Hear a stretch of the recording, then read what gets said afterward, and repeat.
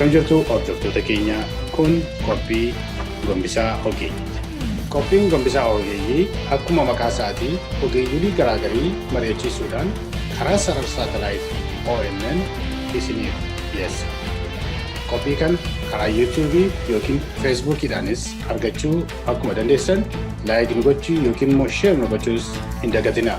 Feesaan an Salamuun Namarraati.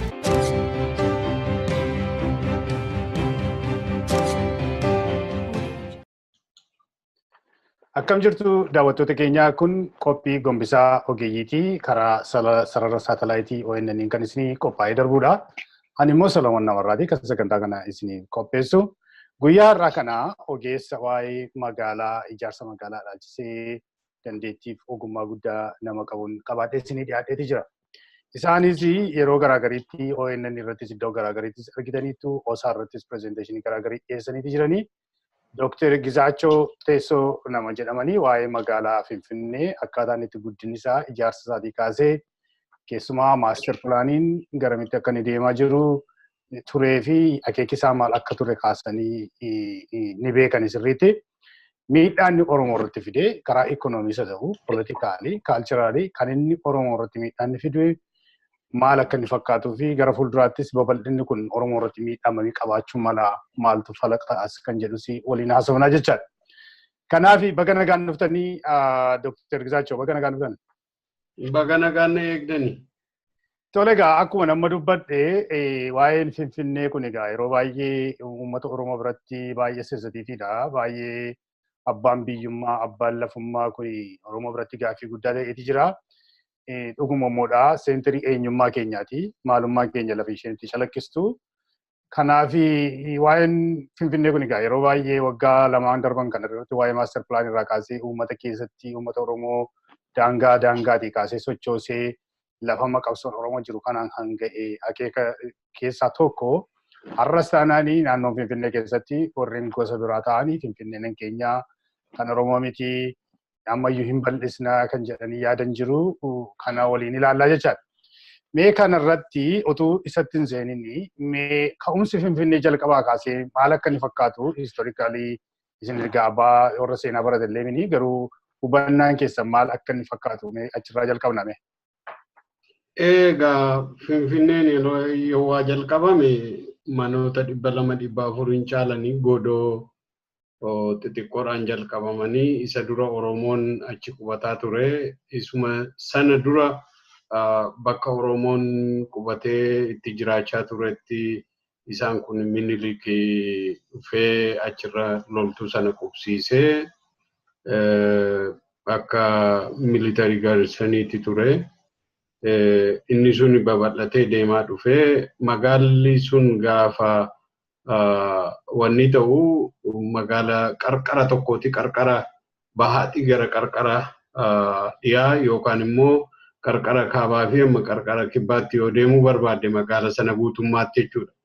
Walking distance ture jechuudha. Waan miilaan deemamee qaqqabamu tokkorraa gara tokkotti waa deemtu lafa xinnoo irrattidha kan inni jalqabame jechuudha. Naannoo dhakaa araaraa sanatti jalqabame. Inni suni miilaan deemamee bishaan waraabuu miilaan deemamee oofisa tokkorraa oofisa tokkotti deemuun waan kaampii militarii tokkorraa gara militarii tokkotti deemuun suni hin danda'ama ture. Fagoo baay'ee bakka xiqqaa ture jechuudha. So jiraattonni isaaniis nama 400-500 hin caalu ture. Loltuudhuma militarii wajjin hin deemuu fi warra Oromoo isaan irraa buqqisan naannoo sana jiran qofaa ture jechuudha. Naannoo sana hin jiraatu. Uummanni achirra jiraatullee baay'ee miti jechuudha. Tole egaa amma magaalaan tokko yeroo ijaaramuu jalqabdu magaalaan tokko biyyi tokko kan isheen guddattu guddachuun ishee waan ol nu falmisiisu miti jechaadha. Waan hundumaa guddachuu akka isheen qabdus waan ol nu falmisiisu miti. Otuu warra Habashaa yookiin Miniliktu dhufee lafa sana hin fudhanne ta'es Oromoon guddachuun isaa waa hin hafneedha. Garuu magaalaa kana adda godhu magaalaa Finfinnee kana adda godhu dhufaniitu Oromoo irraa buqqisaniiti warra Habashaa kana yookiin warra biraa fidanii kaa'an jechaadha. Sanatu adda godha jechaadha. Sun immoo dhiibbaa magaalaa akka kanatti guddatu kun Oromoo irratti dhiibbaa inni uumame amma ammaatti akkamittiin akka inni guddachuu danda'e yeroo guddatu. Elaa amma maaltu jira sitti fakkaate magaalli tokko waa uumamu dura basic han ta'e tokko hin dhufa jechuudha. Hundeerraan kan guddina harkisu jira, guddina magaalaa kan harkisu jira jechuudha. Amma fakkeenyaaf masaraa Minilik achirratti dhaabachuunsaa namoonni achi naannoo sana dhufanii tajaajila argachuu, bulchiisa argachuuf loltuu waan alle kuni gaafa sochiin kun achitti aktivitiin kun baay'atu namni achi baay'achaa deemaa jechuudha. Manni ijaaramaa deemaa, magaalli bal'achaa deemaa, tiraanspoorteeshiniin magaalaas akkasuma wajjin babal'achaa deema jechuudha. Isarratti dabalatee immoo sarviisiin adda addaa wajjin dhufa jechuudha. Akka waajjira ministeera adda addaa, akka gabaa, lafa bunaa, mana nyaataa, mana dhugaatii, waan alle mana barumsaa, wanni kun hospitaalli waan alle kun wajjin guddachaa dhufa jechuudha. Tokko tokko harkisee achirraan qubsuma harkisee qubsuma namnis bal'achaa deema jechuudha. Lafni duraan bifa lama sadiitti divided ta'e irratti hojjetamaa ture, xinnoo ture gaafa bal'achaa deemu lafni naannoo sanaa bifa adda addaatiin itti daldalamaa, lafa daldalaa, lafa jireenyaa, lafa recreational place, lafa adda addaa jedhaniitu akkasittiin divide godhanii akkasittiin bal'achaa deema jechuudha. So amma yeroo sana ilaallu amma karaa Oromootiin hin ilaalle Finfinnee yeroo ijaaramte mootummaan Minilik keessa ta'u yeroo sana yeroo dhaabbatan sanii Oromoo fi lafa sana fudhatanii yeroo godhan Oromoo wanti godhan jira akka compensationiitti moo dhiibaniiti kan isaan irraa buqqisanii yeroo sana yoo Injiru compensationiin injiru namoonni baay'een hamma dhufee hamma yeroo baruma Haayile Sillaasee amma weerara Xaaliyaanii duraatti namni baay'een fannifamaa ture, namni baay'een harkirraa citaa ture, namni baay'een irraa buqqa'anii akka inni biyya sana gadhiisee godaanee deemu gochaa turani kitaaba adda addaa keessa jira waan kun galmaa'ee hin jiru jechuudha. Namoonni baay'een lafa Finfinnee lafa qaaliin ol ka'aarraa lafa densitiin population densitiin irratti guddaa ta'ee lafa gatiin irratti guddaa ta'e irraa ka'anii lafa baadiyyaa Baalee yookaan Wallaggatti yookaan Arsiitti eessatti Hararitti irraa ari'anii jechuudha. Suni maal godhee uummata kana waa achirraa deemanii tokko hiyyuma bara baraan hin cinne irraa walirraa hin cinne perpetuated poverty irratti geessiseera.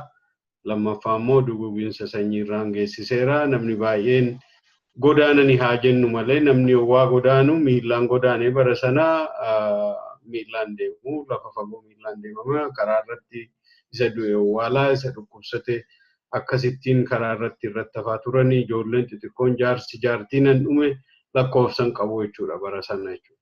Namni keenya namni achirraa ka'e immoo hiyyuma irratti dabalame hamma har'aatti hiyyumarraa hiyyumatti akka inni perpetuated poverty keessa galu dhalli dhalasaallee hiyyuma abbaa caalaa gadi abbaa gaditti akaakayyuuti gadi hiyyooma akka inni godhanii sanyiin akka badu godhame inni kan afaan Oromoonni dubbachaa ture afaan Oromoorraa dubbachuurraa dhiisee aadaa biraa fudhatee naman biraa akka ta'u ta'eera inni kan immoo biyyayyuu gadhiisee hin jiru jechuudha. So kuni hamma har'aatti illee ta'aa jira. Inni amma miidiyaa irratti sooshaal miidiyaa irratti erganii isaan dubbatanii namni kadhachaa jira. Oromootu kadhata gaafan argu fira kootu kadhachaa ture jedhanii isaan dubbachaa turani. Inni namoonni kadhaarra immoo darbanii ijoolleen isaanii dhalli dhala isaanii immoo hiyyuma keessa galdu sun isuma durumaan dubbachaa turre sanadha jechuudha. Yeroo baay'ee irra deddeebisnee wal yaadachiisaa turre kan. Oromoon kana hubachuu turre jira. Namni achirraa buqqa'ee deemuu otoo hin ta'in qotee bulaa otoo hin ta'in Oromootu irraa buqqa. Saba adda addaatu irraa buqqa. Ilmaan Oromoo opportunity adda addaa argatanii guddachuu danda'antu irraa buqqa'aa jechuudha. Namoonni keenya gadi xiqqeessaniitu yeroo adda addaa gabareetu buqqa'insa gabaree jedhama malee rakkinni suni rakkina genocideetu jira. Systematic kan ta'e kan dhaaba tokko yookaan nama tokkoon yookaan immoo institutionii tokkoon buqqa'u otoo hin ta'in siistema baay'ee wal xaxaa ta'een uummanni keenya buqqa'aa jira qe'ee isaarraa jechuudha. Inumaayyuu akka ati faanallee buute eessa gahan jettee arguu hin dandeenyetti namni keenya irraa buqqa'aa jira jechuudha. Qotee bulaan irraa buqqa'aa jira jechuudha. Maappii durii yoo ilaalla ta'e lafni amma fooqiin irratti ijaarame garjiin jedhamu lafu achuma naannoodhuma Finfinnee naannoodhuma wanni kana booleen kun ammoo dheengaddaa kanatti qotee bulaatu irra jira. Gaafan ani hojjechaa ture qotee bulaatu irra ture lafoonni irra turan kun har'a fooqiitti irratti ijaarameera eenyu abaduun isaa hin beekamu jechuudha. Kanadha rakkinni keenya. So I know akkasiin abbaa seeraan taane illee nan beeka. Ammatu ka'ee gosi Oromoo yeroo sana lafa sana ture deebi'ee Finfinnee kileemii gochuudhaan kun lafa abbaa kootee gaaffii kaase mootummaan riispondii akkamii kennamee jarreen kanaaf kompenseeshinii kennuu danda'a maatii isaanii lakkaa'ee. Amma Kanaadaa. Mee itti fufee dhiifama. Amma Kanaadaa innaa fudhatanii warra Indiyaaniitu jira biyya kana keessa. Amma dhiyooma kanallee lafa isaanii lafi kun kan isaaniiti jedhanii recognize gochuudhaan akka isaan guyyaa kabajaa yeroo qabatantu jira jechuudha. Amma naannoon jiru kana keessa Torontoo ta'e.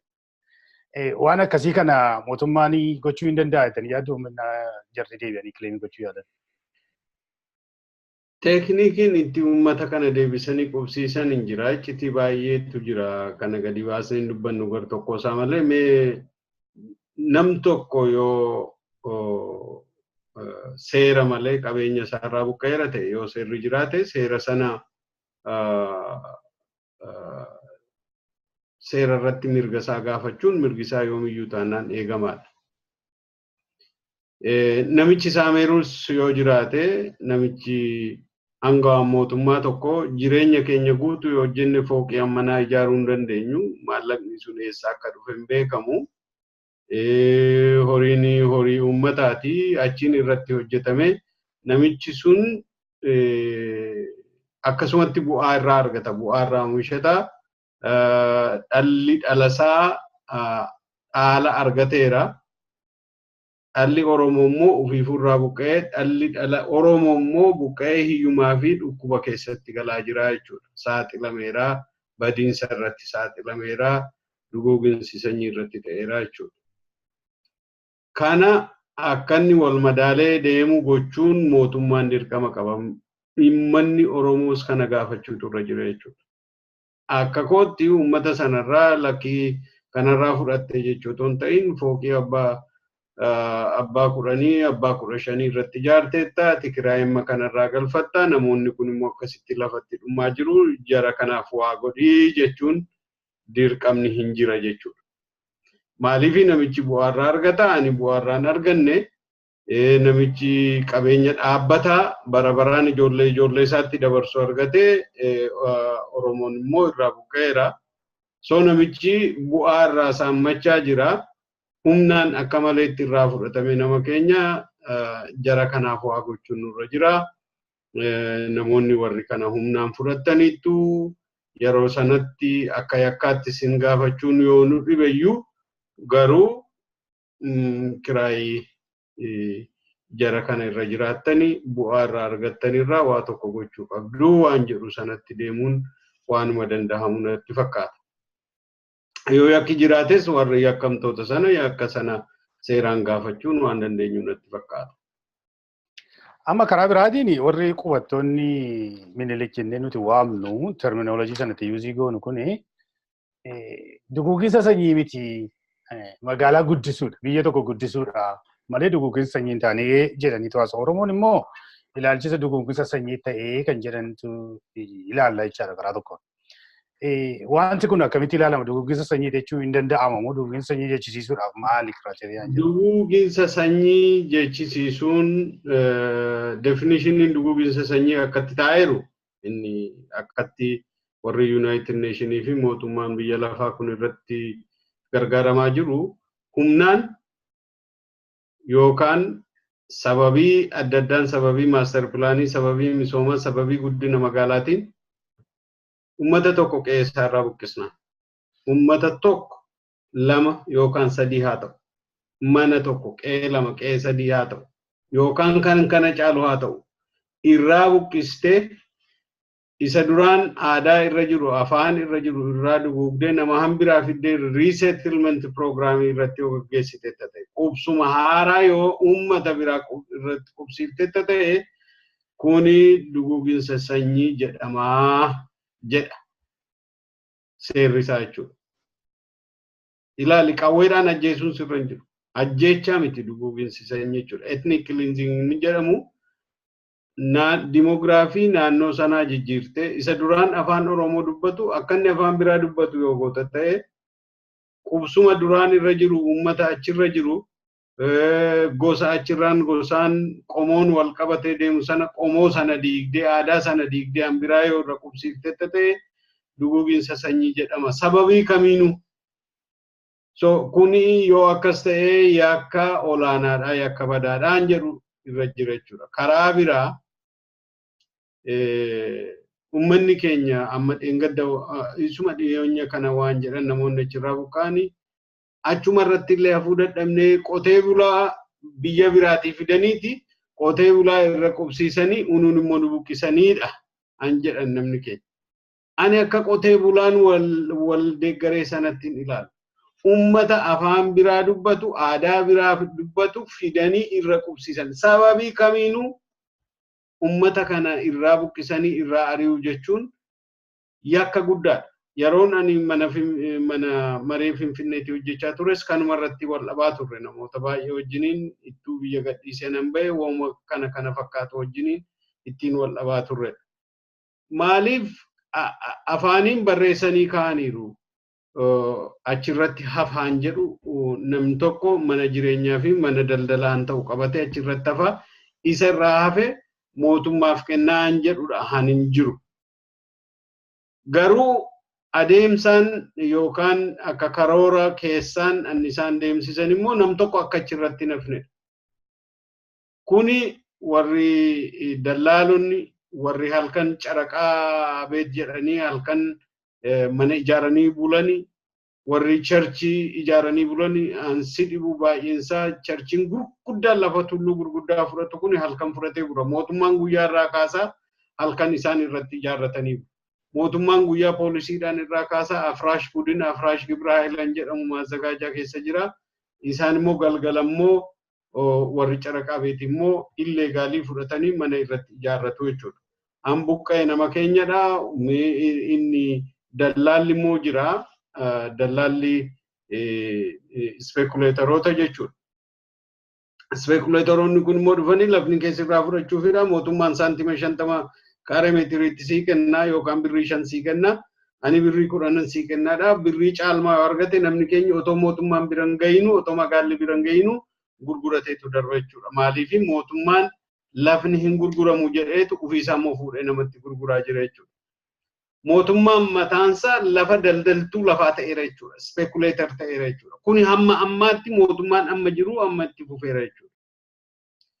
Kuni jenoosaaydiin kuni kanaan dura mootummaa TPLF irra jiraayu jenoosaayidii ta'e kanaan isa dura mootummaa Amaaraatti irra tureeyyuu jenoosaayidii jedhamee amma yoo Oromoo ta'e yoo Oromoon Oromoo buqqisee jenoosaaydiin jedhamuun itti fakkaatee namni immoo ammallee ittuma buqqisaa jiru jechuudha. Kuni eenyutu eenyu buqqisee otoo hin ta'in eenyutu buqqisee eenyutu dhufee sababii kamiin buqqee uummanni ammi kuni isa jedhutu yakka godha malee eenyutu Oromootu Oromoo buqqisee Oromoon yoo Oromoo buqqisee yookaan obbo Lammaan yookaan Dr. Abiyyi fa'aa yoo isaan buqqisan duguuginsa sanyiin ta'uu jedhanii yaaduu natti fakkaata akkan ilaalutti amma jechuudha. Kuni akka guddaadha. Eenyu haa buqqisu, eenyumaan haa buqqa'u, uummatni achirra jiru, indigenous populationiin achirra jiru, dimokiraafiin duraanii achirra jiru irraa buqqa'ee yoo namni hambiraan irratti dhufee qubateera ta'e ethnic cleansing suni taayiraa yakkisuun hojjetameera yakkisuun immoo investigate ta'uu qaba. Har'a yoo ta'uu baate boruun dhufa. Kuni ani dhibbatti akka sirrii ta'e akka sirrii hin taane akka yakka ta'e nan beeka. Yoo har'a gaafachuudhaa dadhabne boru wal gaafachuun keenya hin hafu. Gaariidha. Amma teessanii hin ilaaltanii ani kan na dhibu amma fakkeenyaaf Oromoon naannoo Oromoo dhaqee hin qubatu yookiin Oromoo geessanii qubachiisan jiran jecha. Nama gara Amaaraa seenaa ilaaltanii gara warra Dabuubii seenaa ilaaltanii Oromoo geessanii achiin qubachiisan. Waan hundumtuu dhufeetu gara Oromoo qubachiisuutti adeema. Magaalaa kana bal'isuu irratti waa'ee Finfinnee irratti naqasan magaalonni gurguddaan kan biraas jiru. Isa yeroo biraa itti deebina. Akeekumti kana magaalaa namoota iddoo biraatii fidanii naannoo Oromoo keessa qubachiisuun kun akkamitti ilaaltu? Maal kaayyoo dhumti isaanii meeshaa gara maaster pilaaniitti hin dhufna jedha booddee. Amma maalidha? Inni waan nuti hin dubbanne daangaarraa mee amma isa karaa gar tokko Oromoon territoriinsaa akka inni dhiphachaa deemu lafa isaarraa akka buqqa'aa deemu akka ummanni naannoo daangaarra jiru daangaan Oromoo lafni qabiyyeen Oromoo akka dhiphachaa deemu gochuu nama balleessuu nama fixuu ajjechaan maas mardariin otoo jiru jechuudha. Sun jenoosaaydiin irratti deemaa jira jechuudha. Karaa keessaas ethnic cleansing jechuun jenoosaayidii jechuudha. Maas mardarii otoo hin ta'in immoo deebisanii uummata nama qubsiisuun nama isaan fakkaatu qubsiisuun tokko qabeenya kennaa fi lammaffaa nama yaadaan isaan fakkaatu siyaasaan isaan fakkaatu aadaan amantiin isaan fakkaatu baay'ifachaa dhufu. Aangoo biyya sanaa qabachaa dhufu. Oromoon achirraa buqqa'aa dhufa. Ashkaree ta'aa deema. Lammaffaa abbaa biyyummaa hin gaafatu.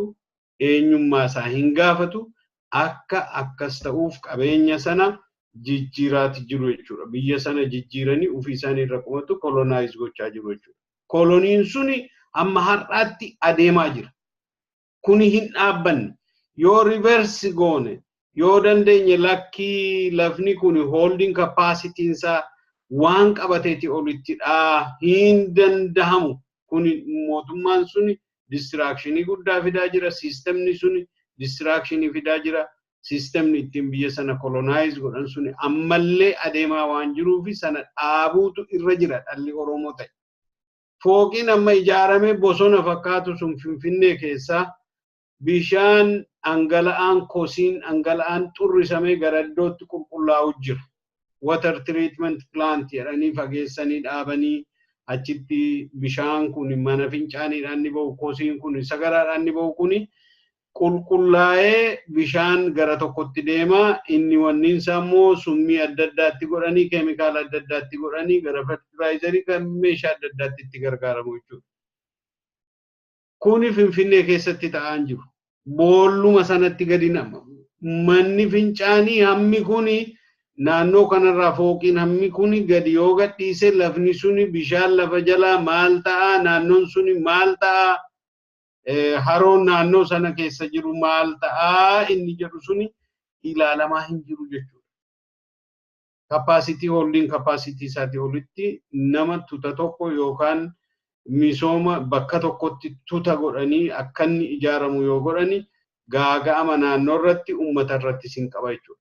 Kana qabatamaan beekamaadha kuni nuclear science miti namni keenya numa beeka. Namoonni keenya baay'eensa manni kun eenyuuf ta'a abaluufaa ta'uu Finfinneen irratti deemee dhaqee namoota achirraa kaasanii urban renewal program isa jedhan sana keessa lafa gatiin qaalii ta'e sana naannoo Piyaassaa naannoo Markaatoo kana keessaa lafa sana uummata achirra jiraatu irraa buqqisanii uummata gara qarqaraatti geessanii isa kana gatii qaaliidhaan gurgurachuu barbaadu.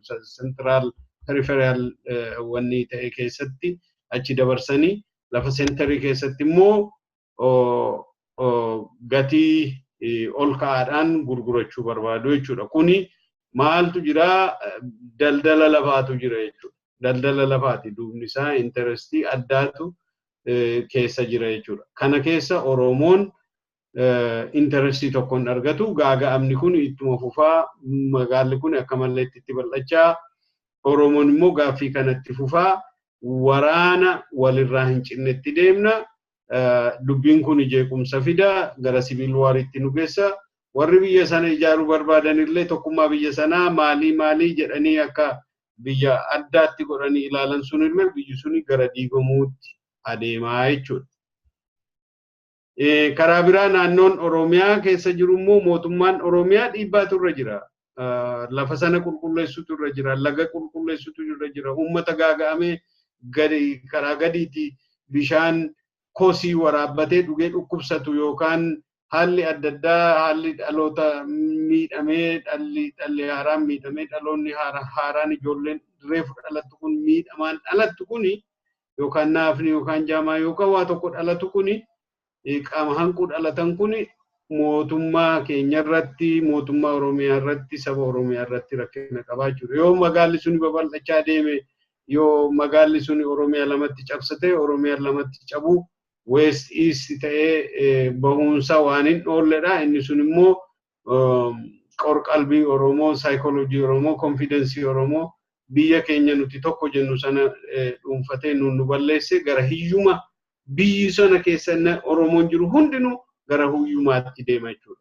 Magaalonni kaanis akkasumatti babal'achaa karaa keessaas babal'achaa karaa alaa immoo dhiphachaa waa deemu Oromoon akkasitti gidduutti cafaqameeti akkasittiin badee dhiphachaa deemaa jechuudha.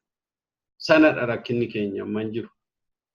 Gaarii gaamee amma gara maaster pilaaniitti dhufna waanuma waggaa lamaan sadan kana keessa ta'e irratti mee gabaabsaatii waa'ee maaster pilaanii sun mee yaada isaa yookiin konseptiin isaa maal akka turee fi akkamitti akka dizaayinii ta'etu mul'ataniidha. Maalidha maaster pilaaniin siriinsaa karooradha karoora magaalaati. Karoora magaalaa maaster pilaan waan jedhamee fi waan pilaanii aadaa pilaanii ikonomii pilaanii guddina adda addaa of keessaa waan qabuu fi maaster pilaan jedhama. Pilaanii ikonomii tokko qofaa miti yookaan pilaanii lama sadii qofaa otoo hin ta'in comprehensive waan ta'eef comprehensive pilaan jedhamu. Transportationii of keessaa qabaa, dhiyeessii of keessaa qabaa. Ummanni kun gara fuulduraatti hammamtu dhufee asirra qubataa nama meeqatu dhufee qubachuuf deemaa. Mana barumsaa hammam na barbaachisaa, hospitaala hammam na barbaachisaa, tajaajila tokko tokko dhiyeessuuf karaa bishaan waan alle elektirisiitii waan alle kana bishaan immoo dhangala'aa kana qulqulleessuuf hammamtu na barbaachisaan jedhu ittiin madaalaniitu waan ittiin karoora guddinaa itti baafatanidha. Karoorri kuni yoo waa ka'u karaa lama ka'uu danda'a yookaan karaa gararraa dhufa. Inni top down approach jedhama. Inni yeroo baay'ee mootummoonni irra keessa kun si ta'a kanadha. Kunoo akka biyya keenya mootummaa baay'ee jirutti kunoo asii kana goona kunoo kuni lafa recreation akkasiiti kuni manni barumsaa asirra jira kana kanaaf qabne irra kana karaa goona kuni kana si ta'a jedhanii nama babbareechanii kaartaa kana itti agarsiisu jechuudha. Airportiin dhufuu fi industiriin gurguddaan kun dhufuu fi sooromtanii jedheetu propaganda misoomaa kana dabarsa jechuudha. Misoomni kun eenyuuf dhufee eenyuun immoo gaagaa eenyutu argata irraa kan jedhu namni keenya misooma jedhanii waan dhufanii fi misoomni kun waan gaariitti fakkaata. Yeroo hunda limaat jedhan kun guddina biyyaa fida maalidha waan babbareedaa odeessaniiti jechuudha. Kunoo misoomni akkasii kunoo magaalli guddatee akka Oromoon achi keessa sharfee dhabee harka qullaa ittiin dhumee kadhatee lafarraa bade kanadha jechuudha. Misoomni tokkoof misooma ta'etu tokkoof misooma ta'uu dhiisa jechuudha. Kana achii gadi fidaniitu nama hamma isaaniif dandahametti waan pozitiivii odeessanii waan gaggaarii odeessaniitu uummata kanarraa buqqisu jechuudha. Otuma buqqaa jiru, otuma du'aa jiru gammadee biyyinaa guddatte jedhee fudhatee deemaa jira jechuudha. Inni lammataa guddina uummataa irratti, rakkina uummataa irratti maal abdanii rakkinni kun jedhanii warruma achi jiran uummata qubatanii jiran sanaan wajjiniin maal barbaaddu jedhanii guddina sana isaaniin illee dabalate maaster pilaaniin inklusiif ta'ee jara qotee bulaa achirra jiru, Oromoo achirra jiru. Haala duraan jiru otoo miidhiin, afaan otoo miidhiin, seenaa otoo miidhiin, aadaa naannoo sanaa otoo miidhiin guddina fidee Oromoos ammatee guddina fiduutu irra jiraadha. Saayinsiin isaan jedhu malee asii gadi akka mootummaan barbaadetti yookaan akka warri maallaqa qaban barbaadanitti yookaan akka warri misooma daldalaa qaban suni barbaadanitti bu'aarraa argatan suni qofa interestii isaanii qofa eegee otoo hin ta'in interestii uummataa illee qabatee dhufuu qabaadha saayinsiin isaan jedhu. biyya keenyatti nuti ilaalaa jirru ummata kana qabatee ummata Oromoo ammatee misoomni isaa ummata Oromoo ammatee oliin dhufne jechuudha. Rakkoo Oromoo gaafatee rakkoon kee maali jedhee bishaan moo midhaan dhabde moo karaa dhabde moo elektiriika dhabde moo yoo maal sii goone wayyaa jedhee achirraa ummata mariisisee ummanni akka fedhe sanatti guddina sana jalaa ol kaasee biyya wal qabatee akka inni guddinni sun dhufu hin gooneedha gaaga'amni sun. Egaa maaster pilaaniin inni biyya keenya asumaa gadi fidanii bara dheeraa jechuudha. Maaster pilaaniin hojjetamaa ba'e asumaa gadi dhufee bara Dargii isaa ta'u bara Haile Sillaasee isaa ta'u garri caaluun isaa maqaaf malee akka fedhanitti caccabsanii akka fedhanitti mana diiganii qotee bulaa kanarraa kaasanii akkasittiin namoonni muraasni bu'aarraa argachaa turaniiru jechuudha. Namni biyyi guddate jedheeti ilaalama. Finfinneen gaafa guddate fooqiin gurguddaan irra jiru, istiraakchariin gurguddaan kun irra jiru. Ani kanan ilaalu biyyatu badee jedheetaniin ilaalani. Finfinnee guddatee otoo hin ta'in biyyi badee namni keenya dhumee, namni keenya buqqa'ee, hegereensaa irraa badee, seenaan keenya irraa badee, eegumsi naannoo, qabeenya naannoo suni irraa badee, environmental issuun akkasittiin gara fuulduraatti immoo maal goonaa innumtu solushiniin har'allee hojjetamaa hin jiru argitu. Dhangala'aan tokko kosiin tokko achirraa ka'u kuni garamitti deemaa eessa dhaqaa akkamittiin maaneeji goonaa karaan populeshiniin amma baay'atee yoo nurra qubata ta'e uummanni jala jiru kuni badaa jira akkamittiin irraa dhaabnaa populeshiniin haaraa resettlementiin irratti deemamaa jiru kuni gaarii miti namni jedhu tokko hin dhageenye. So kanadha rakkinni jiru ture jechuudha. Top down waan ta'eef waan mootummaa diktaatoraan gadi dhufee fi haala biyya sana keessa jiru magaalli sun magaala addaati. Finfinneen akka magaala warra kaanii miti. Magaala addaa inni jedhamu maalidha? Namni achi keessatti Finfinnee keessa qubatee afaan haaraa, afaan biraa hojjeta, aadaan biraa hojjeta. Namni itti naanna'ee jiru immoo Oromootadha. Gaafa magaalli kun bal'achaa deemu Oromoo balleessaa deema. Oromoo wajjiniin salphaatti kombaayin ta'an deemu. Liqimsaa balleessaa deema yookaan afaan biraa fideet irra dhangalaasee keessumaa afaan Amaaraa irra dhangalaasee afaan Oromoo irraa jalaa buqqisaa waan deemuufi inni sun gaaga'ama guddaa fideeraa jennee sanaan didaa turre jechuudha. Gaariidha. Amma inni ilaaltanii duraanii yeroo Mallas jiru Prime Ministeriin duraa warri yeroo isaan jiranii Finfinneen liyyuu interestii addaa qabu Oromoodhaaf. Oromoon fedhii yookiin faayidaa addaa qabdi Finfinnee irraati. Finfinneen innaa guddatti Oromoodhaaf guddatti jedhaniitu ilaalu jechaadha. Amma immoo innaa teessee ilaallee haalumti jiru. Okay, ijoolleen namoota baay'een yeroo sana buqqa'an isaanii yoo dhufanii Finfinnee qubataniitu jiru jechaadha. Finfinneetti dhalatanii yeroo guddatanii iddoo biraan beekanii gaaffii nama jiru nuti iddoo biraan qabnu Finfinneen an keenya namni biraan nutti hin falmu kan jedhanii yeroo isaan falmantu jira jechaadha. Oromoon immoo lakkii ownershiipiin an keenya wajjin jiraachuu dandeenya Finfinnee keessa kan jedhan jiru. Kan akkamitti ilaaltume? Kuni argitee liyyuu xiqqim jedhan sun isheen sobadha. Isheen ittiin nama gowwoomsudha. Ittiin Oromoo kana argitee namni baay'een silaan hubatu. Oromoon humti Oromoo irratti akka galagalu godhanii beenyaa gaarii yoo argate yoo maal argate bishaanii Oromoo Finfinneef deemu magaalota keessa darbu keessa darbee bishaan uunumarraa bishaan fuudhanii argitee caancoorraa ka'eeti gara Finfinnee waa dhufu sululta bishaan tola argataa jedhan. Kana faati dantaa addaa godhanii nuti transportation irraa kun abbaa isaa yeefa transportation irraa benefitii guddaa bu'aa guddaa argata Oromoon jedhanii transportation isa kam akka isaan nutti himan hin beeku argitee qaanii malee kana dubbachaa turan jechuudha. Anyway rakkinni keenya maalidha? Waan lamatu wal xaxee jira amma inni isaan amma akkas godhan kun nuti as keessatti dhalannee han keenyadha. Achi keessatti dhalattanii gumadha han keessani.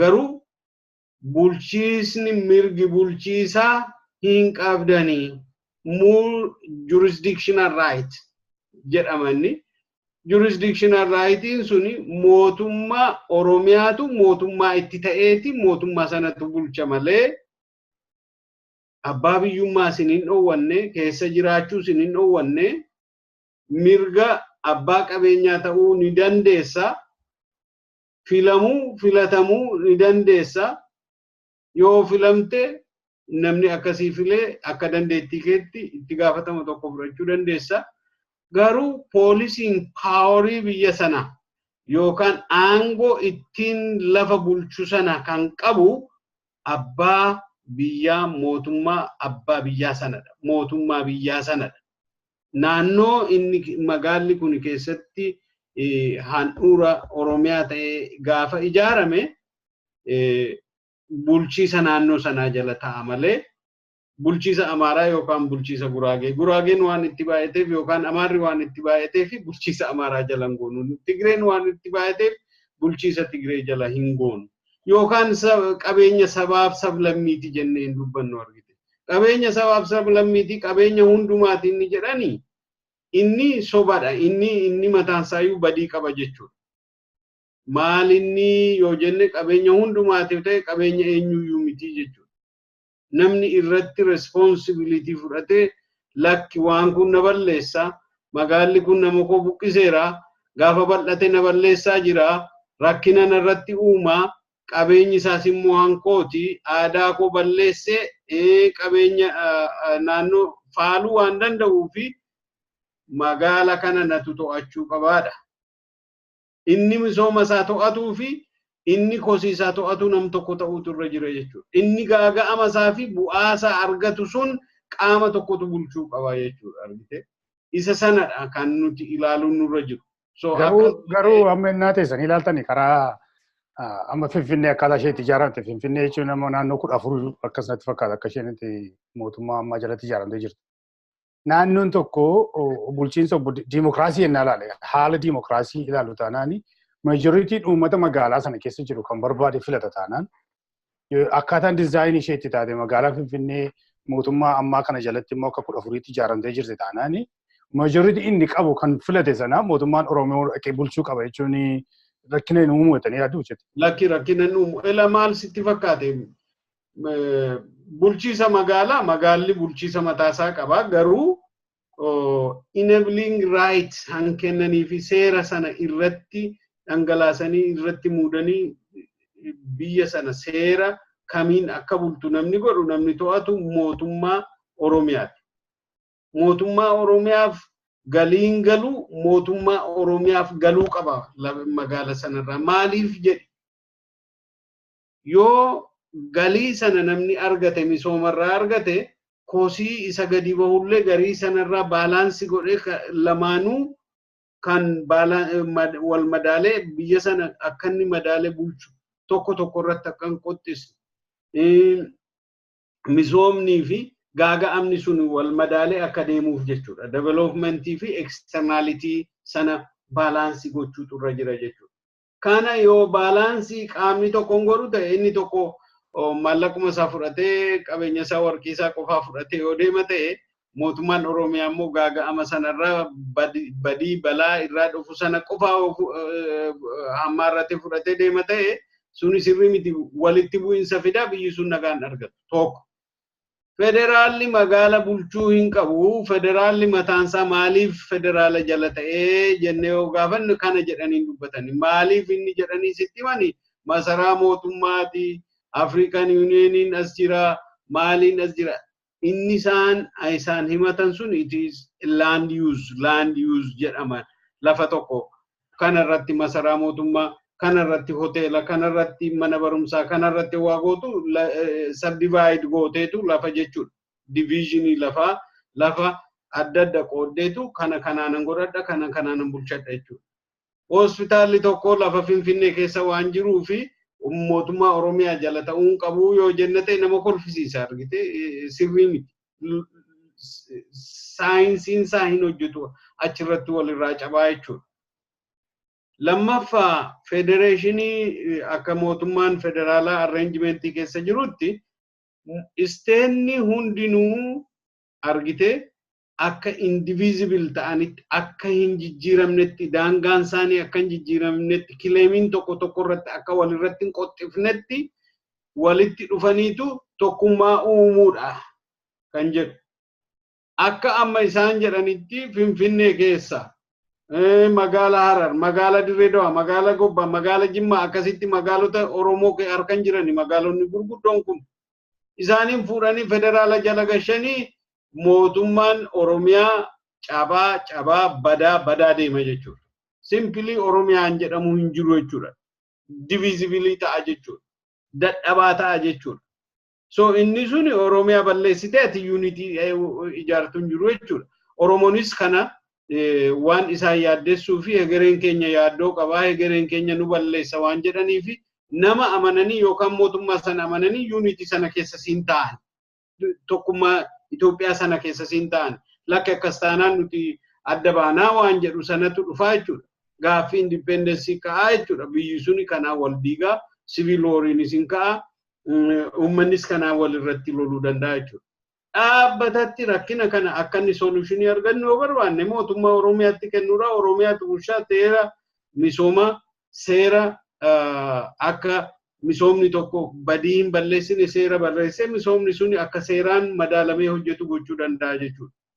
Yoo badiin tokko dhufellee yoo gaaga'amni tokko dhangala'aan tokko yoo dhufellee mootummaan galii irraa argate sanaan fandii sana allookeet godhe isa sana irraa deebisee onni gochuu danda'a jechuudha. Yoo kanan taane badii tokko irratti Itoophiyaa ijaaruu jechuudha. Badii Oromiyaa irratti Itoophiyaa ijaaruu jechuudha. Sun immoo isin furannu eenyuyyuu hin furatu. Ilaallee kana otoo iji keenya ilaalu dhala keenyatti sin dabarsinu otoo namni keenya akkasittiin hiyyumarraa hiyyumatti darbu caal jennee waliin ilaalluu jechuudha. Wal lolaa deemna. Nuti illee Oromoo keessatti illee lola kaasaa jechuudha. Amma gaa'inaa teessanii ilaaltan immoo karaa tokko immoo ilaallee mootummaa Oromoo jala Oromootu bulchuu qaba.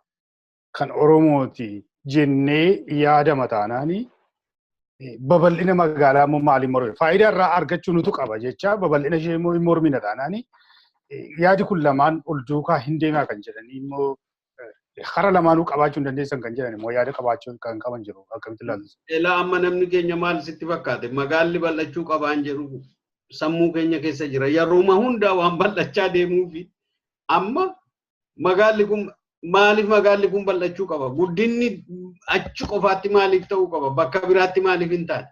Maaliif distribute evenly distribute godhanii distributionii sana yookaan misooma kana maali asuma unu qofaaf ta'amoo isaaniif illee ta'u gara biyya isaaniitti geessanii ni ilaalame gara isaaniitti illee geessine kosii nama akka nama rakkisu haa ilaalanii rakkinni karaa naannoo rakkinni seenaan aadaan eenyu akka inni badu akka inni nama quuqu isaanillee haa ilaalanii abiddi kun isaanillee haa tuqu misoomni kun waan gaariidha isaanillee haa fudhatanii maa unu qofaaf maaliif nu kennu? So kanadha magaalli by the way growth management program jedhamu jira. Magaalli hundinuu growth management program jala galuutu irra jira. Akka maleetti guddachuun irra jiru. Magaalli tokko guddina isaa fixata ta'e naannoon sana holding capacity isaati olitti hamma qabatu sanaati olitti nyaachuu garaa fudhachuu yoo dadhabe bakka biraatti akka inni deemu godhama jechuudha misoomni sun. Malee bakkuma tokkotti concentrate yoo godhani gaaga'ama guddaa fida innis jechuudha. Amma fakki amma taa'ee Torontoo innaa fudhanne amma gaa Torontoo beektu ta'ee illee hin beeku. Magaalaan Torontoo magaalaa guddaa tokkittiitu jira. Magaalaan Torontoo gaa guddoodha. Niw Yoorkiin qixxeessu yeroo baay'ee. Garuu immoo deebi'anii naannoo isheetti magaalaa guddaadha. Garuu iddoo gargar cicciteetu jira jechuudha. Bulchiinsa garaagarii keessa kan inni jiru. Greater Toronto area immoo jedhanii immoo dhiyoo kana walitti fidanii akka bulchiinsaaf isaanii ta'utti jekkeessan jechaadha. Akkasin amma jettanitti maaliif isa expandii gochuurraa akka sanatti bulchiinsa achi keessaa ba'anii guddachuu hin danda'a ture keessaa ba'anii amma fakkeenyaaf gara Bishooftuu dhaquun achitti guddisuu hin danda'amu. Warri Finfinnee keessaa achi bal'anna jedhanii Bishooftuu dhaqanii jiraachuu hin danda'ama. Akkas ta'uu qabatanii yaaddu isin. Elaa inni yoo fudhattee ilaalte amma Yeekaa fi gara Eekaaf gara Kotobee gara Qaaqii gara karaa adda addaa nifaasil kiddoo isaan jedhan kana laaftoo maali jedhan kuni silaa akka biyya kanaatti magaala adda addaa bulchiisa adda addaa akkasidha. Akka biyya keenyaatti Finfinnee liqimsaa deema bulchiisa Finfinnee isaanii akkuma jawweetti liqimsaa deemu.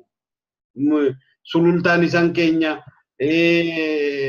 Kotobeen dur Finfinnee jalan turre har'a Kotobee irra darbe eessa darbeedha gaafa waanan si yaadachiisu barbaadu tokko maalidha namoonni keenya namoonni Oromoo namoonni baratan hundi isaanii professionii isaanii waa'ee magaalaa waan inni barannee fi waan kana waan beekan isaanitti fakkaata namoota baay'eef waan dubbiin kun waan salphaatti galeef itti fakkaata gaafan osaarratti waa tokko dhiyeesse diisitti yeroo tokko dhiyeessine Finfinneen daangaa hin qabdu daangaan ishee bal'achaa deema limited waan ta'e miti waan daanga'ee iddoo tokko taa'e miti daangaan qabdu maali miti namoo guddaa akkamittiin akkas jettan unkwaan danaa mettuusa jedhanii achirraa nu argeera miti barreen gaddaa gaafan deeme unkwaan danaa mettuu inni jedhamu kuni si'a 99 marsaa 99 buqqeera beekta karaa Akaakii karaa Gafarsaa karaa Kotobee lafa naannoo Lambarat jedhamu tokko gara hoteela Araaraat jira ture unkwaan danaa mettuu Addis Ababa Astadaadar jedha achi gara Kotobeetti waaceetu already bulchiisa Shawaa maali jedha ture har'a inni eessa dhaqee laga Xaafoo darbee deemee innillee har'a achi darbee gara Sandaafaa ga'uu ga'eeraa jechuudha argitee kuni rakkina guddaa qaba laga Xaafoo keessa namni jiraatu har'a yoo dhugumatti fudhanna ta'e namoonni garri caalunsaa warra afaan Oromoo dubbatan miti dhaqee argeera naannoo sana jechuudha qubsumni kun xinnoo tureeti manni barumsaa afaan Amaaraatiin nuuf haa banamu manni barumsaa akkasiin nuuf haa banamu kun maali miti nuti afaan Oromoon dubbannu sanarraa irraa duguugaa deemna jechuudha kuni maaltu kana fideeraa yoo jenna ta'e magaalli suni qabamuutu irra ture yoo gaafa Kotobeen bulchiisa Shawaa jala ture Oromiyaa keessa jira ture Oromiyaanis bulchuu qaba ture afaan suni Kotobeen silaa yoona kana afaan Oromootiin hojjeta ture inni dhufee afaan Oromoo barate inni afaan kaanis barate achirraa wajjiniin jiraachuu dandeenya ture misooma sana keessas Oromoon jiraachuu danda'a ture har'a misooma keessaa dhibeet Oromoon hiyyummaa keessatti galeera Oromoo baasaniiru buqqaasaniiru bulchiinsi suni akka Oromoon bulchu akka Oromoof misooma keessatti uf argu ta'ee hin ijaaramne jechuudha kanadha rakkinni keenya namni keenya kana fudhachaa hin jiru argaas hin jiru inni barates inni hin barannes argitee politikaa wajjiniin wal fakkaata waa'een magaalaa kun waa'een master plaanii kun waa'een development kun siyaasaa wajjiniin wal fakkaata so namni hundinuu waan galeefitti fakkaata dubbiin rakkinni isaa addadha hanjiru addadha saayinsiin isaan deemu addadha rakkinni isaan deemu addadha dhumarratti Oromootu inni kaan beenyaa gahaatu hin kennamne fiifaa jedheetu dubbata Oromoodhuma ta'eetu beenyaan gahaan hin kennamne beenyaan gahaan kennamuuf hin danda'u lafa dhalootatti darbu lafa generationiidhaan deemutti gatii irratti murteessite gatii irratti allocate gochuu hin dandeessu argite gatii lafaa beenyaadhaan kaffalamuu hin danda'u dhaloota balleessite generationii dhuftutti dhaloota dhufturraa balleessite waan ittiin jiraatan qubsuma balleessite aadaa balleessite aadaan sun birrii meeqa akka inni baasu eenyutu beeka birrii meeqa baasa birrii maallaqaan irratti tilmaamamuu hin danda'a afaan keenya meeqa baasa namoonni achirraa sense of identity achirraa badu sense of place bakki sun kana jettee dubbachuu hin dandeessu bakka kan dur dubbachaa turte kuni garjiidha kuni abaludha kuni laga dambiiti kuni laga maaliiti kuni laga urgooftuuti laga maaliiti jennee tulluu diimtuu inni jedhu suni hin jiru jechuudha fooqii duwwaa ta'eera eenyummaa naannoo sana balleesseeraa jechuudha kana namni shallagee hubatee ilaale hin jiru jechuudha rakkinni keenya kanadha argite amma lafuma kana taa'ee ni yaada ture amma lafi Finfinnee sanas liiziidha kan inni ta'u baay'ee kan nama tokkotti yoo fakkeenyaaf ilmi abbaatti dabarsuyyuu akka hin dandeenye ta'ee jechaadha. Liizii jechuun yeroo barbaadetti mootummaan amma liizii godhee booddee irraa fudhachuu danda'a deemse. Kan Oromoo iyyuu miti kanuma mootummaa ta'eeti kan inni lafa jiru. Kanuma dhuunfaa fakkeenyaaf lafa abbaan keessa inni achii qabaate yeroo murtaa'e booddee kan mootummaati waan ta'u fakkaata. Achi masaayyuu konseptii masaa hin ilaallee mootummaan sistemaatikaalii waan mootummaa harkaayyuu fudhate isinitti fakkaatu yoo ta'e kan. Eessa akkasidha dubbiin jiru argite. Ilaama namni warra buqqa'e ilaalla malee warrumti magaala sana keessa jiru warrumti qubate warrumti qubattoonni achi keessa jiran jechuudha. Warrumti jiraattonni magaalaa sun jechuudha.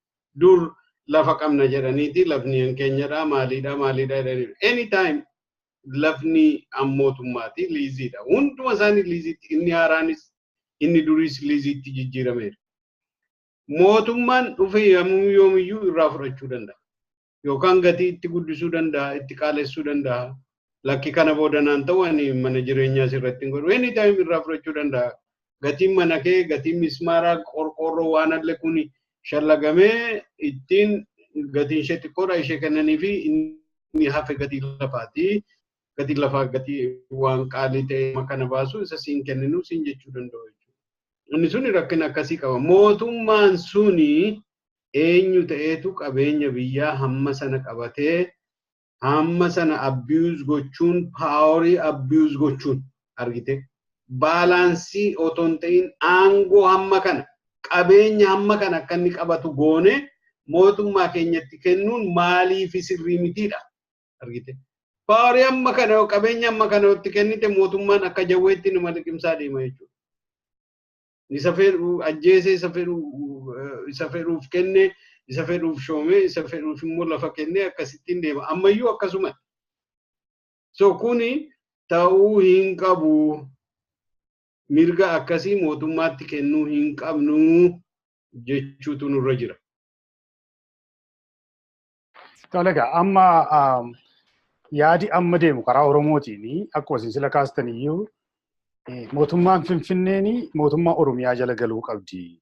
Walumaa galatti kan jedhutu deemaa jira jechaadha. Amma inni kaanee mootummaa Oromiyaa jala galchine waan kana galee wanti kun bifa kamiin naannoon 14 kun yookiin immoo mootummaa dhumti akkaataa bulchiinsa isaatii jijjiiruutti jira irraa kan hafe Finfinnee qofatu hin ta'in mootummaa magaalonni gurguddoo Oromiyaa keessa jiran baay'een isaanii bifuma Finfinneetiin jiraatan kanaan akkasiin sila kaasanii jiru.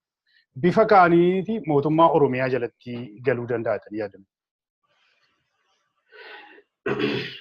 Maaltu jira sitti fakkaate? Waan kun namni karaarra deemu amma namni akka koo bakka kee mootummaan Oromiyaa Finfinnee bulchee fi mootummaan inni kaan bulchee namni beeku hin jiru.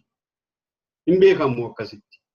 Namni bulchuu akkamiin beekaa seera baasaa mootummaan suni seera Oromiyaa jalatti bulaa jechuudha.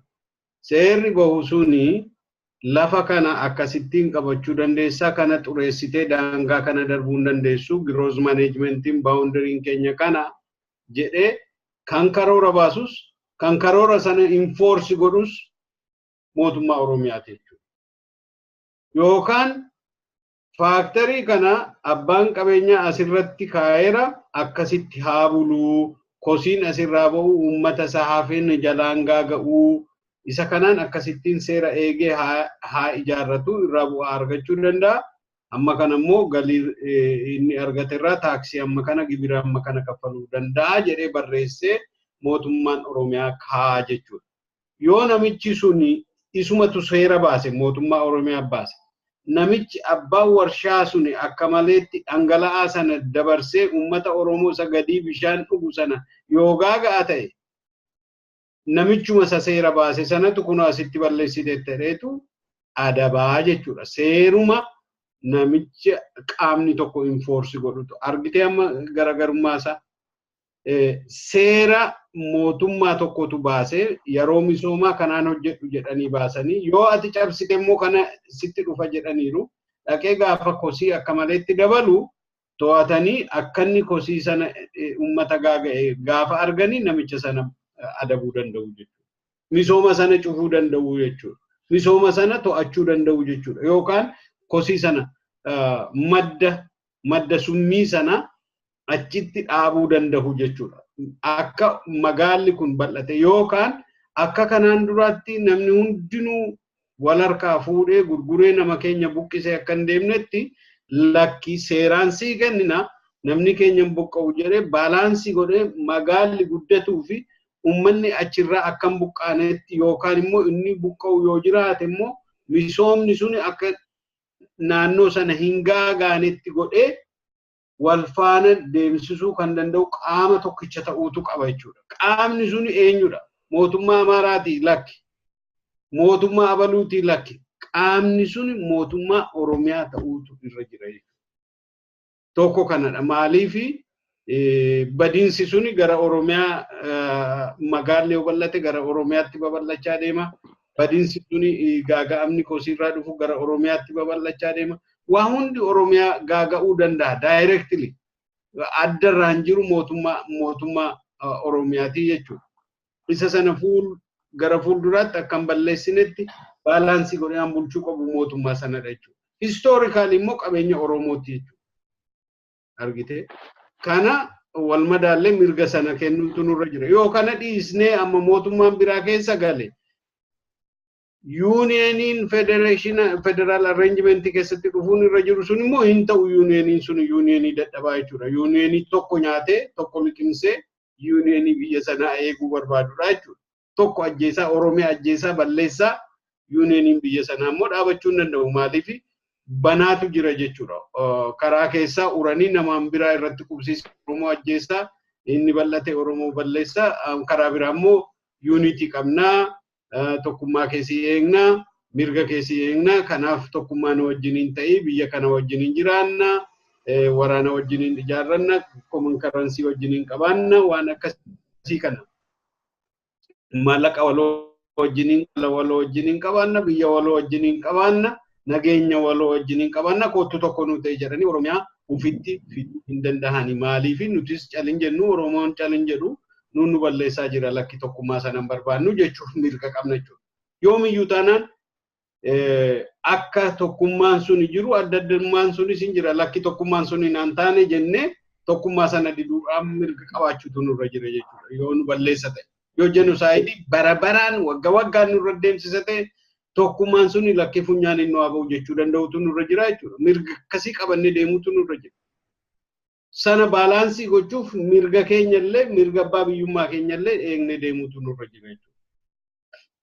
Yaa karaa biraatiin immoo namoonni warri amma Finfinneen mootummaa Oromiyaa jalatti makamuu qabdi jedhu konseptii sana Oromoo ta'anii yaada kan isaan kennanii yaaddoo qabu. Yaaddoon isaanii maa inni bulchiinsa Finfinnee Oromiyaa jala innaa galee demographically jijjiirraa naannoo Oromootti bal'achuun isaa waan namni bulchiinsa Oromiyaa keessa waan jiruuf Oromoonis immoo open ta'uu danda'a. Maaliif inkaamiidha yookiin riveenuu isarraa argatu irraa kan ka'e demograafii naannoo sana nu jalaa jijjiiraa. Kun immoo politikaalis impaaktii kan biraa qabaachuu mala, ikonoomikaalis impaaktii biraa qabaachuu mala kan jedhanii yaadan jiru akkamitti ilaaltu? Ilaamoo maaltu jira sitti fakkaate akka waan baay'ee waan jennu nu rakkisuun jira. Garuu akka nama waan kana akka waa'ee guddina magaalaa namni hubatu tokkotti yookaan immoo akka nama guddinatti fi gaaga'ama tokko baalaansii godhee deemu jechuudha. Deemu tokkotti yaadu abjootu tokkotti abbaan fe'aa dhufu. Oromoos haa ta'u, Oromoo jalas haa ta'u, abbaa fi jalaa ta'u. Oromoo buqqisa taanaan jenosaayidii godheera jechuudha. Kana hinumaa hin hayyamnu otoo abbaan fe'u. Ummata sana buqqisee misooma maqaa misoomaatiin ummata keenya balleessee yoo deema ta'e hin hayyamamu. Karaan itti kanarraa dhaabnutu jira. Teekniikii baay'eetu jira. Maaliif akka achi fiigee namni keenya achi keessa galu annaaf hin galu. Akkaataa itti namni buqqaane goonee akkaataa itti namni walirratti hin qottisne guddisni magaalaa fi ummanni naannoo sana jiru akka waliin balleessine goonee ijaaruu dandeenyaadha. Solushiniin adda addaa jira. Isa sana ilaaluu hin danda'u namni keenya yoo akkas ta'e maal ta'ama? Yoo Oromoon fuudhee balleesse yoo Oromoon Oromoo ajjeese akkamittiin fudhannan? Oromoon Oromoo ajjeesnaan ajjeese jechuudha. Jenosaayidii godhe jechuudha. Oromoon diktaatarri tokko durumaan siriin saayyuu Genocidein gosa tokko gidduutti gosa tokkoo fi gosa tokko gidduu qofaatti ta'an jedhu hin qabu. Kamiyyuu haa ta'u uummata Oromoo buqqisnaan buqqiseera genocide godheera jechuudha. Isa sana yoomiyyuu hin hayyamnu. Bitaan isaa dhufu mirgaan isaa dhufu. Gaafa bulchiisni Oromiyaa jala galee magaalli kun guddachuutti ka'e lakkii akkasitti hin kennitanii amma yeroo darbe atattamaan namni keenya buqqa'ee daangaarraa buqqa'ee jedhanii inni isaan kennan suni atattamaan pilaanii malee inni kenname suni egaa namni keenya achirratti dhumurra qomoon keenya achirratti rakkachuurra haa ta'u duruu badeeraati kana caalaa badeera jenneeti malee badiinsa qaba argite gaaga'ama qaba. Gaaga'ama sana hammam karoorsuu dandeenya inni jedhu suni gara fuulduraatti itti adeema jechuudha argite. Waanuma namni qubatuu qabuuf qubsuu sun nurra jiru. Piroograamii goone piroograamiidhaan guddisuun nurra jira. Dhiyeessii tajaajila adda addaa kennuu hin dandeenye. Gaaga'ama magaala sanarraa iddoo tokkotti konsentiree ta'ee dhufu sana kontirool gochuu hin dandeessu. Kanaaf nuti pilaan goone akka pilaaniitti deemuun nurra jira malee yookaan ummata sana wajjiniin akkatti magaalli guddatu guddinni akka walootti akka dhufu Oromollee inclusively Oromollee qabatee akka dhufu yoo goone malee lakki yoo Oromoon qabatee magaalli firii ta'ee babal'ata jechuu hin danda'u na dhiba. In fact akka kanaa wal dhiisuu hin dinna ta'a yookaan akka ammaa kana aarree walitti hin bobbaanu ta'a garuu hamma ta'e badii qaba jechuudha. Innumtiyyuu ilaalee hojjechuu qaba jechuudha. Mootummaan Oromiyaa bulchiisni Oromiyaa tokko yoo dhufe calluma jedhee ciree carabee kennuun irra hin jiru. Tarii dhagaamee gara dhumaatti dhufne irraa kun baay'ee waan yeroo fudhatame yeroo baay'ee irratti haasa'amudha. Amma gaa Oromoon gaaffii guddaa kaasaa irra jira. Gaaffii guddaa kaasaa irraa waa'een afaanii Finfinnee ka'aa irraa waa'een abbaa biyyummaa Finfinnee ka'aa jira. Kun ammayyuu hin dhaabbannee obbooma dhiyooma kanallee namoonni hiriira nagaa ba'aa turanii Oromoon karaa hundumaatiin bifa kamiiniti tooftaa kamiin adeemneetu Finfinnee kan Oromoo godhachuu dandeenya kan jedhu mee yaada isin qabdanii karaa maaster pilaanii karaa guddina magaalaa ilaalchiseetiin Oromoodhaaf yookiin hunduma keenyaaf dhaamsi isin qabdan isa dhumaas ni kenna. Tokko ani amma akka urban plannerii nama urban planning yookaan Finfinnee mana murtii sana mana marii Finfinnee keessaa akka nama hojjetee beekutti rakkoon jiru akkuma jirutti ta'ee jechuudha. Yoo nuti dubbii kana hin furra jennee biyyi sun nagaa argachuu qabdi. Magaalli sunis guddinaan guddattee Oromoos balleessuu otoo hin qabaatiin. Misoomni kun gartokkee misoomaa ta'ee Oromoon otoo beela'uu otoo kadhachuu Oromoo gara hiyyuma walirraa hin cinnetti gara perpetuated povertytti gadi geessaa. Inni tokko guddatee inni tokko immoo badaa hin deeminii jennee yoo hojjechuu nurra jira ta'e Oromoo ummata sana ummata achirraa buqqa'e sana rakkina isaanii har'a atattamaan furanii gara fuulduraatti immoo pilaaniin biraatti itti deemuu hin danda'ama jechuudha. Tokko. Lammaffaa mootummaan Oromiyaa bulchiisa sana fudhatee itti gaafatama sana fudhatee mirga jiraattotaa eegee mirga abbaa qabeenyaa eegee property right warri qaban property right isaanii democratic right warri qaban democratic right isaanii democratical right isaanii eegee isaaniin akka magaalli sun guddatu gochuun hin danda'ama. Itti gaafatama sana fudhannee deemsisuu hin dandeenya, bulchuu hin dandeenya, guddisuu hin dandeenya jechuudha. Yoo akkas hin taane biyyi sun lola walirraa hin cinne keessa galla jechuudha. Biyyi sun civil war keessa gala jechuudha. Maaliif mirgi koo akkasitti otoo namni kun akkasitti otoo qomoon koo akkasitti karaa irratti akka kadhattutti jiraachuu miti inni kaan du'aa inni kaan ajjeefamaa inni kaan qalamaa ijoollee mucaa waggaa 7 qalaa akkasitti wajjin jiraachuu hin dandeenye. Inuma abadan hin jiraannu jechuudha. Akkasittis nagaa arganne jennee adabannee taa'uu hin dandeenyu. Akkasittis jijjiiramni dhufe jennee hin ta'u jechuudha. Lola walirraa hin cinne baannee deemummoo rakkina tokko yoo hundeerraa furan furmaata waaraa kan ta'e fiduu fi dhugaariidha malee asitti caccabsanii kun asitti artikilii maali asitti kana maali jedhanii boru itti deebinee wal fixuun gaarii miti jechuudha. Rakkinni kun dhaabbachuu qabu. Keessumaa rakkinni afaan kootii nan baradha jedhee nama gaafachuun sirrii miti. Afaan federaalaa naafaa ta'u jennee wal gaafachuu jechuun har'atti hedduu nama qaanessa. Kuni waan guddaa miti. Kompiitarri jira, teknooloojiin guddateera. Har'i akka kaleessaa miti. Waan salphaatti foormii tokko fedhu afaan Tigreen fedhu afaan kamiin print out goote kennuu fi biyya dandeessutti maalinni afaan wal gaafannu har'a lafa keenya irratti maalinni kadhannee dhabnu maalinni har'a boruuf akka nuti biyyi sun wal irratti siviil walii wal irratti kaasee wal fixu gochuun maaliif barbaachisa kun? So kanadha furmaata waaraa fiduun dhugaa dubbatanii furmaata waaraa sana fiduu malee wal sobanii asirraa manni gochuun homaa tokko waan qabu natti hin fakkaatoni akkan ilaalutti akkasii. Egaa daawwattoota keenya Dr. Gizaachuu yeroo isaanii fudhatanii nu biratti argamanii waa'ee Finfinnee waa'ee saba isaanii nu jimrachiisanii maqaa keessaniin hedduu isaan galateeffadha. Guddaa galatoomaa Dr. Gizaachuu. Har'a gaa wanti nuti irratti haasofne waa'een Finfinnee rakkina guddaadha Oromoodhaa fi kaayyoo qabsooti yookiin immoo giddu galeessa Oromooti. Oromoon Finfinneedhaan hin boona. Akkamittiin gara Finfinneen immoo gara fuulduraatti deemti.